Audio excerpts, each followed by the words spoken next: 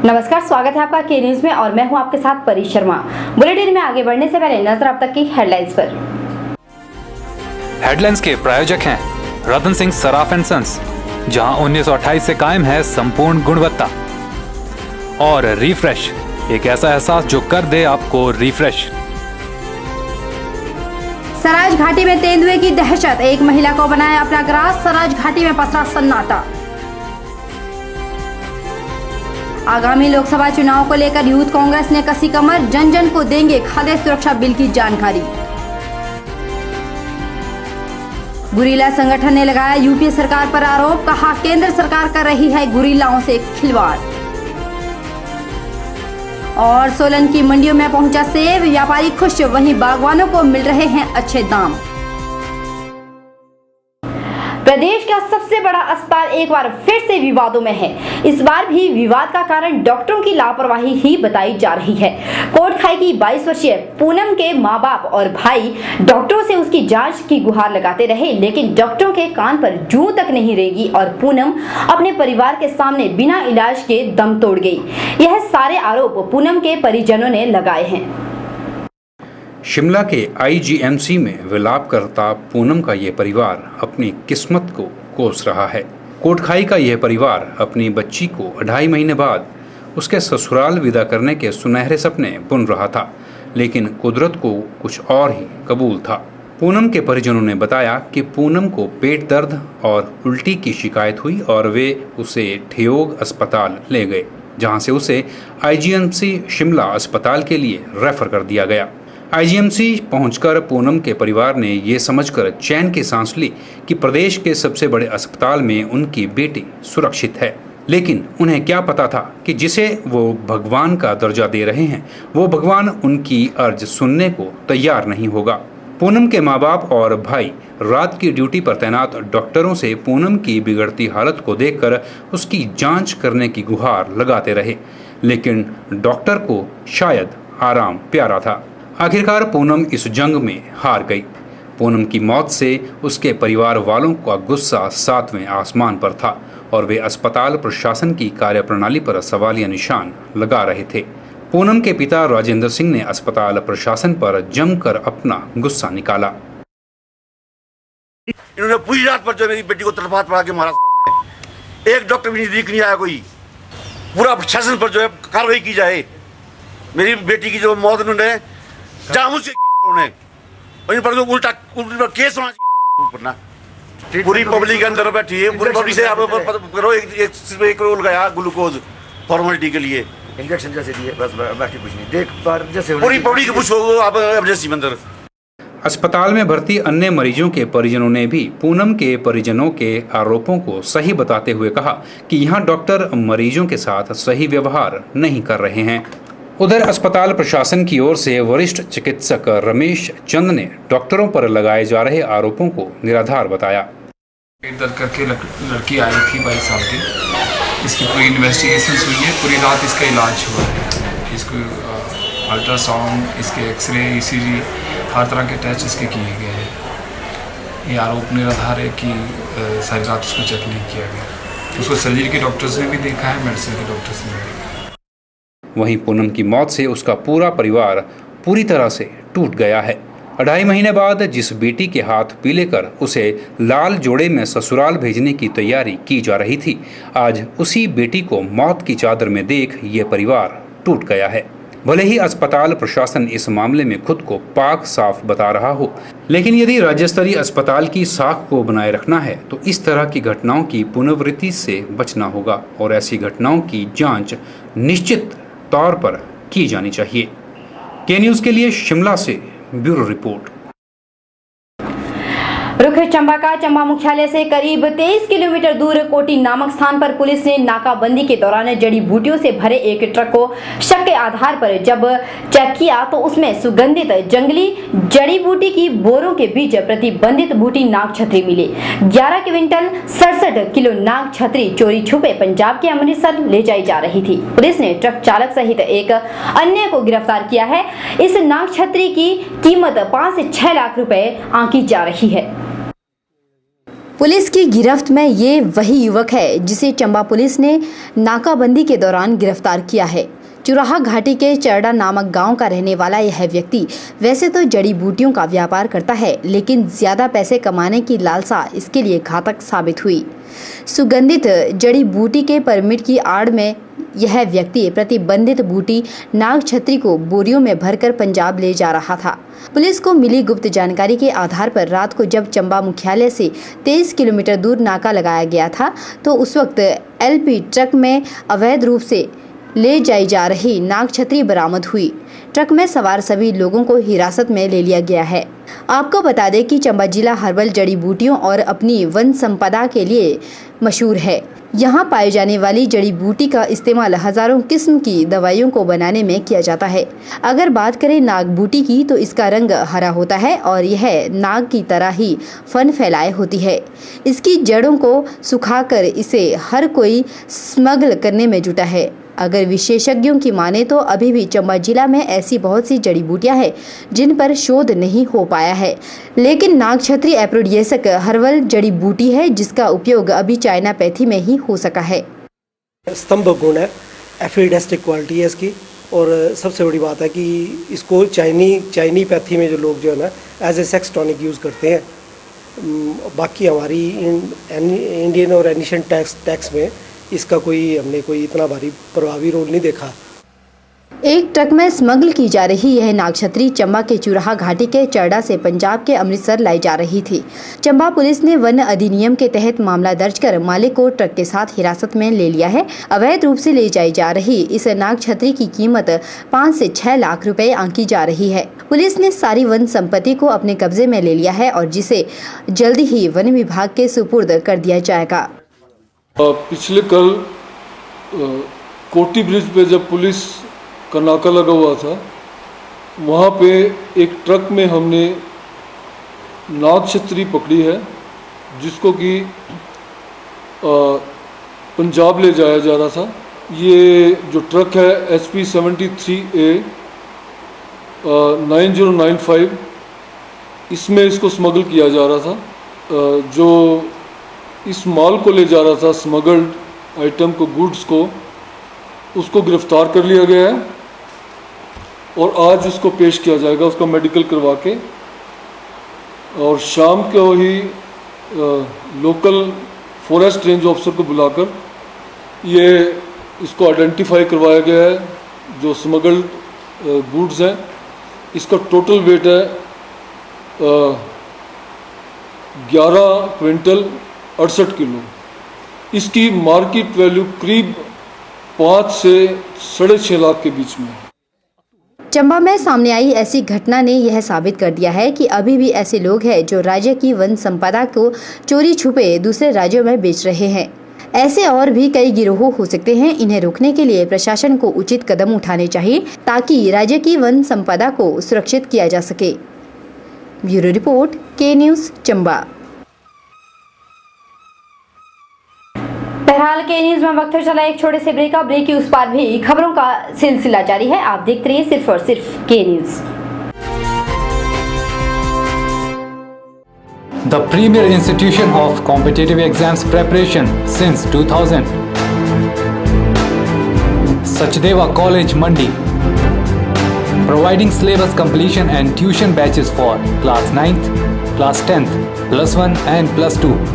Medical, non-medical and commerce. Here is golden opportunity for 10+2 pass out and compartment student to join coaching for NEET, IIT, JEE, NDA and CDS. Also bank PO and bank clerk, SSC, Army, HP Police, TET and other competitive exams preparation. We have well experienced faculty, updated study material, doubt removal session, individual attentions and report to guardian. Free career consultancy 5 PM to 7 PM.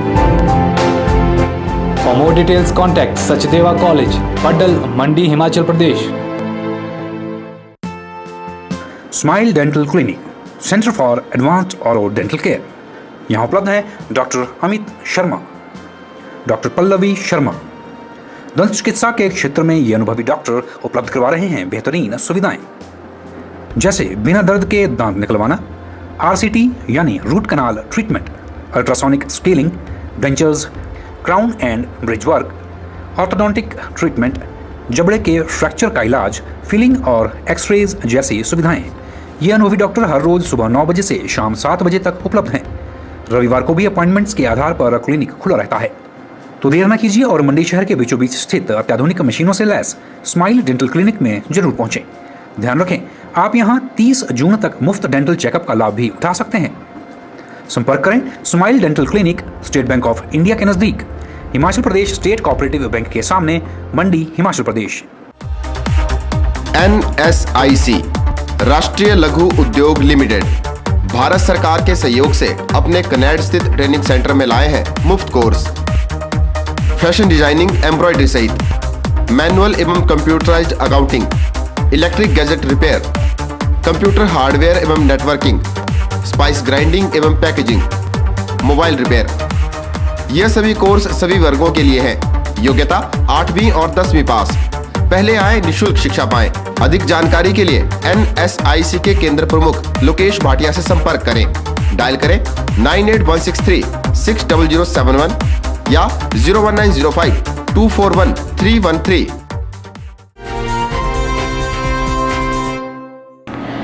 Himachal जैसे राज्य पहाड़ी की उबड़ खाबड़ सड़कों पर यदि मंत्री लोग खुद परेशान हो तो ही शायद जनता की समस्या का समाधान हो पाएगा। ऐसा ही एक मंजर देखने को मिला सिरमौर जिला में, जब सामाजिक न्याय एवं अधिकारिता मंत्री कर्नल धनीराम शांडिल को सड़क की समस्या से जूझना पड़ा। सामाजिक न्याय एवं अधिकारिता मंत्री कर्नल धनीराम शांडिल अपनी आरामदायक नई कार से सिरमौर जिला के दुर्गम क्षेत्र में एक समारोह में शामिल होने जा रहे थे, लेकिन गंतव्य से काफी पहले ही कार तंग सड़क होने के चलते खड़ी करनी पड़ी। समारोह स्थल तक पहुंचने में मंत्री महोदय को खासी दिक्कतों का सामना करना पड़ा। वह समारोह स्थल पर जैसे तैसे तो पहुंच गए, लेकिन मंत्री को पेश आई दिक्कत जनता के लिए वरदान साबित हो गई। कर्नल धनीराम शांडिल ने समारोह के दौरान अपने संबोधन में माना कि इस क्षेत्र में सड़कों की चौड़ाई कम है और लोग खासी दिक्कतों से जूझ रहे होंगे, और शांडिल ने बिना मांग के ही सड़क को चौड़ा करने का आश्वासन जनता को दे दिया। उनको तताने की सड़क तो देख ली तो हमारी जो कार की है हमारी सरकार ने वो आधे रास्ते तताई, उससे अंदाजा लग जाता है कि सड़क चौड़ी होनी चाहिए। तो मैं निर्देश दूंगा कि आपकी सड़क चौड़ी होनी चाहिए और आज आपके होते तो अच्छी सड़क बननी चाहिए। हिमाचल प्रदेश एक पहाड़ी राज्य है और यहाँ की अधिकतर जनता गांव में ही बसती है, तो ऐसे में सवाल यही उठता है कि जनता की मूलभूत सुविधाओं को मंत्री स्वयं महसूस करें तो ही प्रदेश की उन्नति में सकारात्मक पहल हो पाएगी। ब्यूरो रिपोर्ट, के न्यूज़, सिरमौर। और रुख करते हैं सोलन का। सोलन की सब्जी मंडी में सेब सीजन की पहली खेप पहुंच गई है, जिसे देखकर स्थानीय व बाहरी राज्यों के व्यापारियों में खुशी की लहर दौड़ गई है। सोलन की सब्जी मंडी में कुछ वर्ष पूर्व महज सब्जियों की खरीद और फरोख्त ही होती थी, लेकिन अब सोलन सब्जी मंडी में फलों का कारोबार हर साल बढ़ता ही जा रहा है, जिसके चलते सोलन मंडी में सेब की खेप भी पहुँच गई है। सेब सीजन शुरू होने पर सोलन में सेब की आमद दिनों दिन बढ़ रही है और देश की बड़ी मंडियों में सेब की जबरदस्त मांग होने के कारण व्यापारी सोलन मंडी में सेब को हाथों हाथ खरीद रहे हैं। यहाँ पर तमिलनाडु, गुजरात, यूपी, बिहार, महाराष्ट्र से व्यापारी सेब की खरीद के लिए पहुंचना शुरू हो चुके हैं, लेकिन अभी मंडियों में अर्ली वैरायटी ही पहुंच पाई है, जिसकी वजह से महाराष्ट्र से आए व्यापारियों को मनपसंद सेब के लिए कुछ और दिन इंतजार करना पड़ेगा। महाराष्ट्र अकोला से आया हूँ सेब लदान के लिए। जब मोटा माल आ जाएगा अगले महीने, जैसा 10 तारीख 20 तारीख के बाद, तो फिर लोडिंग चालू करेंगे। सोलन सब्जी मंडी में सेब बेचने आए बागवानों का कहना है कि वह इस उम्मीद से सोलन की मंडी में सेब बेचने के लिए आए हैं कि यहाँ उनकी फसल का अच्छा और वाजिब दाम मिलेगा। उन्होंने कहा कि इस बार सेब की बम्पर फसल हुई है और शुरुआती दौर में ही उन्हें फसल के अच्छे दाम मिल रहे हैं। उन्होंने उम्मीद जताई है कि उन्हें आगे भी इसी तरह के अच्छे दाम मिलते रहेंगे। कसोक मंडी से सेब लेके यहाँ डिस्ट्रिक्ट सोलन की मंडी में आया हूँ, तो उम्मीद है कि हमें शिमला से ज़्यादा बेहतर और अच्छी प्राइस मिलेगी। शिमला में हवा में 2500, 3000, 2200, 2800 के बीच में की रेंज में से बिक रहा है। जो हमारा अर्ली वैरायटी का ये तो लगभग पक गया है, इसका सीज़न भी ख़त्म होने जा रहा है। हम तो यही सुझाव देते हैं कि भाई माल अपना तैयार करो, मार्केट में लाओ, बढ़िया अच्छी तरह ग्रेडिंग पैकिंग अच्छा माल मार्केट में पहुँचे। सोलन मंडी के एक आढ़ती ने जानकारी देते हुए कहा कि मंडी में सेब आना शुरू हो चुका है और बम्पर फसल होने के बावजूद भी बागवानों को अच्छे दाम मिल रहे हैं। उन्होंने कहा कि देश में सेब की मांग बहुत अधिक होने के कारण सेब की कीमतों पर कोई असर पड़ने वाला नहीं है। उन्होंने उम्मीद जाहिर की है कि आने वाले समय में भी बागवानों को अच्छे दाम मिल पाएंगे। पिछले 5-7 दिन से सेब सोलन मंडी में आ रहा है। बहुत ज़्यादा फसल है इस साल हिमाचल प्रदेश में, लेकिन उसके बावजूद भी अभी हमारे यहाँ सेब बहुत अच्छे रेट पे बिक रहा है। जो स्पर वैरायटी सेब है वो 2000 रुपये तक बिक रहा है। जो रॉयल का पोजीशन है वो 1300 रुपये से लेके 1600-1700 रुपये तक है। उम्मीद की जा सकती है कि अब की बार बागवानों को सेब के अच्छे दाम मिलेंगे, क्योंकि बागवानों को सेब की फसल के लिए कड़ी मुशक्कत जो करनी पड़ती है। के न्यूज़ के लिए सोलन से कीर्ति कौशल की रिपोर्ट। और रुख जंजहली का जंजई में सेब के सीजन से पहले आलू का सीजन शुरू हो गया है। किसानों की मेहनत बेशक रंग लाने वाली है, लेकिन उनकी मेहनत पर पानी फिरता हुआ नजर आ रहा है, क्योंकि किसानों को डर सता रहा है कि भारी बारिश की वजह से रास्ते बंद भी हो सकते हैं और इस कारण आलू को मंडियों तक पहुंचाने में परेशानी खड़ी हो सकती है। वहीं स्थानीय जनता ने प्रशासन से सड़क बहाली की ओर ध्यान रखे जाने की गुहार लगाई है। सड़कों के बंद होने के अंदेशे से जंजहली के किसानों ने पीडब्ल्यूडी विभाग से रास्ते दुरुस्त रखने का आग्रह किया है। आपको बता दें कि घाटी में आलू का सीजन शुरू हो चुका है। किसान जल्द से जल्द अपनी फसल निकालने में जुट गए हैं। किसानों का कहना है कि पिछले साल की अपेक्षा इस बार आलू की पैदावार काफ़ी कम हुई है, क्योंकि इस बार बरसात काफ़ी पहले शुरू हो गई थी, जिसके कारण आलू खेतों में ही सड़ने शुरू हो गए हैं। इस बार आलू को बीमारी लगने का अंदेशा भी है, जिसके लिए लोगों ने कीटनाशकों का प्रयोग भी शुरू कर दिया है। आपको बता दें कि इस बार किसान खेतों से बिना आलू निकाले ही पूरे खेत का सौदा करने को तैयार हो गए हैं। आलू की पैदावार इस साल और सालों की अपेक्षा कम है और ज़्यादा बारिश होने की वजह से ब्लाइट लगी। ब्लाइट के कारण फसल कम है और बाकी हम सरकार से आग्रह करेंगे कि रास्ता हमारा ठीक होना चाहिए। अब की बार अब आलू का सीजन शुरू हो गया है। अगर अब की बार भी रास्ते ऐसे बंद रहेंगे, बहुत जगह रास्ते ठीक नहीं है, डंगे ठीक नहीं है और इस कारण व्यापारी या ग्रोहों को बहुत नुकसान हो सकता है। वहीं स्थानीय लोगों को भी इस बार बाहरी राज्यों से आए आलू ही खाने को मिल रहे हैं, क्योंकि स्थानीय बाजार में लोकल आलू ढूंढे भी नहीं मिल पा रहे। इस बार गोभी की भी अधिकांश फसल खराब हो गई है। ऐसे में किसान और व्यापारी रास्ते बंद होने से पहले अपनी फसल मार्केट तक पहुंचाने का प्रयास कर रहे हैं। लोगों ने सड़क व्यवस्था को सुचारू बनाए रखने के लिए पीडब्ल्यूडी विभाग और सरकार से अनुरोध किया है कि इस बार समय रहते ही बंद रास्तों को खोलने के लिए तुरंत कदम उठाए जाएं, ताकि इस बार भी उन्हें नुकसान न झेलना पड़े। कच्ची सब्जी है, अगर रास्ता बंद हो गया तो आलू ज़्यादा दिन तो टिकता है नहीं और सड़ जाएगा गाड़ी में या स्टोर में। कहते हैं हम पीडब्ल्यूडी विभाग से कि रास्ता जल्द से जल्द मतलब ठीक रहे और जेसीबी का प्रबंध रखे जहाँ मतलब लस से आने की संभावना है। गौर है कि पिछले साल के मुकाबले जहां इस बार आलू की फसल कम है, वहीं लोगों को सड़क बंद होने का भी अंदेशा सता रहा है। उल्लेखनीय है कि यदि इस बार भी रास्तों की वजह से फसल बर्बाद हो गई तो घाटी के किसानों को भारी आर्थिक तंगी से जूझना पड़ सकता है, जिसके लिए विभाग को चाहिए वह हमेशा सचेत रहे। के न्यूज़ के लिए जंजहली से KR कौशल की रिपोर्ट। बहरहाल के न्यूज में वक्त हो चला एक और छोटे से ब्रेक का। ब्रेक के उस पार भी खबरों का सिलसिला जारी है। आप देखते रहिए सिर्फ और सिर्फ के न्यूज।